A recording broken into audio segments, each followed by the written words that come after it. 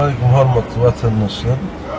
Cumhuriyet Kurbanı'nın dünkü çıkışında şuna sonra uğrayanlar şolama 3-4 tane deyip geçebilmelerine. Ol miting geçirilir bir de suratlar gelip duracak ona on suratlar görkemler ruhsat yok yani.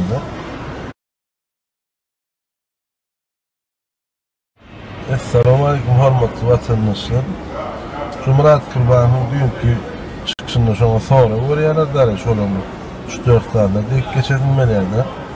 Ol miting geçirilir bir de suratlar gelip duracak ona on suratlar görkemler ruhsat yok yani.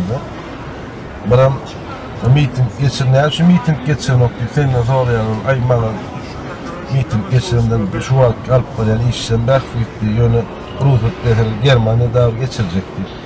Kim daha ruhsat diyor yani kimin gücü yani o?